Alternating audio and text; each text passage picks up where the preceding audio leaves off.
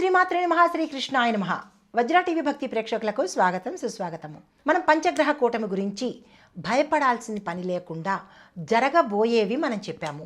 అయితే ఇది ఏ వ్యక్తిగత పరిశీలనో కాదు, మన పంచాంగం ప్రకారము జ్యోతిష శాస్త్ర ఆధారితంగాను ఖగోళ శాస్త్ర ఆధారితంగాను చెప్పబడినటువంటి అంశాలు.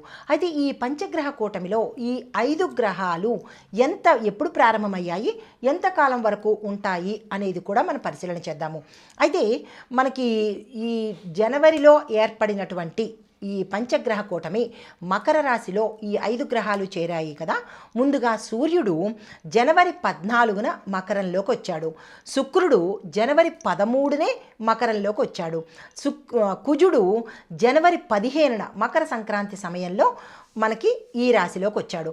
తర్వాత బుధుడు జనవరి 17న ఈ రాశిలోకి మకర రాశిలోకి వచ్చాడు.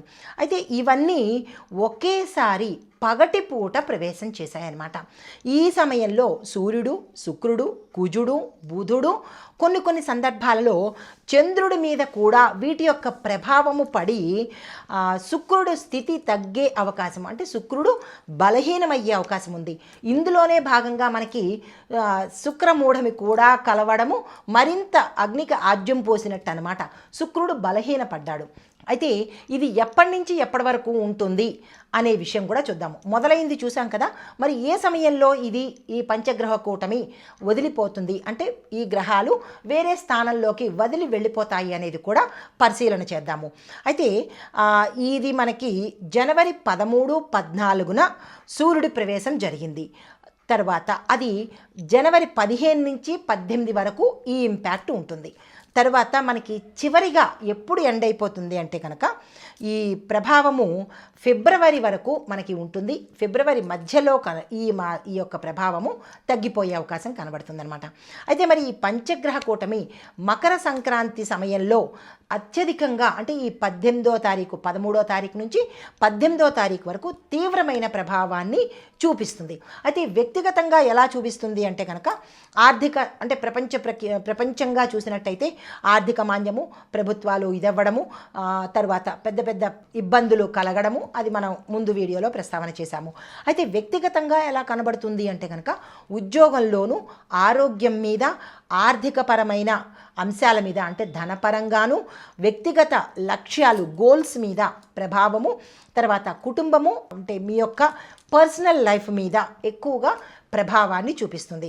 అయితే మరి ఈ జ్యోతిష శాస్త్ర ప్రకారము ఈ ప్రభావాలు ఎంతకాలం ఉంటాయి, ఏ రాశులకు ఎంతంత సమయంలో ఉంటుంది, ఏ అంశాల మీద ఉంటుంది అంటే మేషం నుంచి మనకి మీనం వరకు ఒకే ప్రభావాన్ని చూపించదు. మేషంలో ఒకలాగా, తర్వాత వృషభంలో ఒకలాగా, ఇలా ఒక్కొక్క రాశికి ఒక్కొక్క ప్రభావాన్ని చూపిస్తూ ఉంటుంది. అయితే ఈ అరుదైన పంచగ్రహ కూటమి మనకి ఏ రాశి మీద ఎలాంటి ప్రభావం చూపిస్తుంది అనేది ఇప్పుడు తెలుసుకుందాము. ఇది సామూహికంగా గోచార రీత్యా లగ్నాన్ని బేస్ చేసుకుని వివిధ దశల ప్రకారంగా చెప్పబడేటటువంటి ఫలితాలు మేషం నుంచి మీనం వరకు.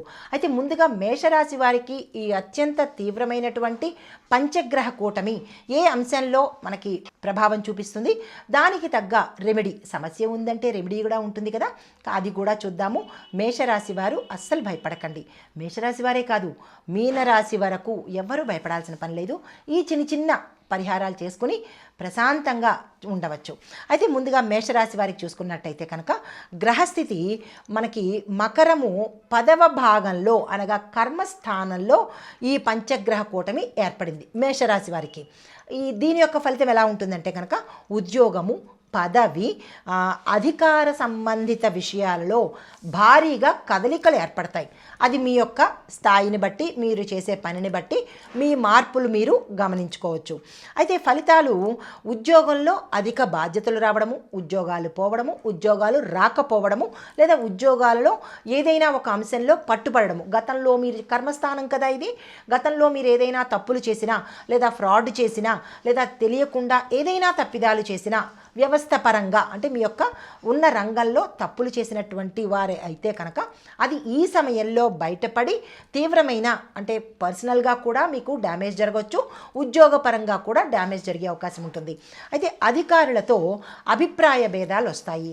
దాంతోపాటు కష్టపడి పనిచేస్తేనే గౌరవము పేరు ఉండే అవకాశం ఉంటుంది. ఇది కర్మస్థానం కాబట్టి చాలా కాషియస్గా జాగ్రత్తగా అప్రమత్తంగా ఉండాలి మేషరాశి వారు. అయితే రాజకీయ పరంగా చూసినట్టయితే కనుక రాజకీయము, పోలీసు, ప్రభుత్వ రంగంలో ఎవరైతే ఉంటారో వారికి ఇది కీలకమైన సమయము అని చెప్పచ్చు. అయితే మరి వ్యాపార పరంగా చూసినట్టయితే కనుక వ్యాపారంలో నియమాలు, మీరు టర్మ్స్ అండ్ కండిషన్స్ లేదంటే పన్నులు కఠినంగా ఉండేందుకు ఉన్నాయి అని అనిపిస్తాయి. అంటే ఈ వ్యాపారం మీద కూడా తీవ్రమైన ప్రభావం పడుతుంది. ఆ పడినప్పుడు ఏదో ఫ్రాడ్ చేసేద్దాంలే, ఏదో కల్తీ చేసేద్దాంలే, ఏదో మోసం చేసేసి కప్పేద్దాంలే అని అనుకోవడానికి వీలులేదు.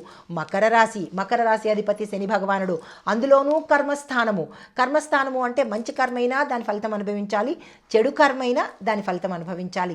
దానికి చాలా మెమరీ పవర్ ఉంది కర్మకి. కాబట్టి జాగ్రత్తగా ఈ సమయంలో మెలగవలసిన పరిస్థితి. అయితే మరి ఏ అంశంలో జాగ్రత్తగా ఉండాలి అంటే కనుక ముందు అహంకారాన్ని వదిలిపెట్టాలి. నేనే చేయగలను, నేను నా ద్వారానే, ఇలాంటి ఈగో అని పక్కన పెట్టాలి.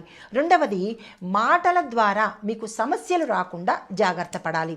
ఇంకా మరి పరిహారాలు చూసినట్టయితే కనుక ప్రతి ఆదివారము అంటే ఈ మాసంలో ప్రతి ఆదివారము మీరు సూర్య నమస్కారాలు చేసుకోవాలి. ఆదిత్య హృదయాన్ని తప్పనిసరిగా పఠించాలి. ఇందులో నో డిస్కౌంట్. అయితే ఎర్రని పువ్వులతో సూర్యుడికి పూజ చేసుకోవాలి. సూర్యుడికి ఎర్రని పువ్వులతో ఎలా పూజ చేస్తామన్న సందేహాలు, ఇలాంటి సందేహాలు మనకి చాలా చక్కగా వస్తాయి. అయితే సూర్యుడిని చూస్తూ, సూర్యుడి ప్రత్యక్ష దేవుడు కదా, ఎదురుకుండా కనబడతాడు కదా, ఆ స్వామివారిని చూస్తూ అర్ఘ్యమిస్తూ ఆ అర్ఘ్య పాత్రలో ఎర్రని పువ్వులు పెట్టి తులసమ్మలో కానీ ఏదైనా మొక్కలో కానీ వదిలినట్టయితే కనుక, సూర్యుడి పూజ అందరికీ తెలుసు, ప్రత్యేకంగా చెప్పాల్సిన పని లేదు. ఎర్రని అక్షంతలు స్వామివారికి పూజ చేసుకుని ఎర్రని పువ్వులతో పూజ చేసి ఎర్రని పదార్థాన్ని నైవేద్యం చేసినట్టయితే కొంత ఉపశమనం కలిగే అవకాశం ఉంది. తర్వాత తండ్రి ఉన్నవారు తండ్రిని గౌరవించే ప్రక్రియ చేసినట్టయితే మంచి పరిహారాలు, ఈ 3 పరిహారాలు చేసుకోండి. అయితే సూచన కూడా చెప్పేస్తే ఇంకా బాగుంటుందనే ఉద్దేశంతో కోపం తగ్గించండి. పంచగ్రహ యోగం మీకు రాజయోగంగా మారే అవకాశం ఉంది. కోపాన్ని కంట్రోల్ చేయండి.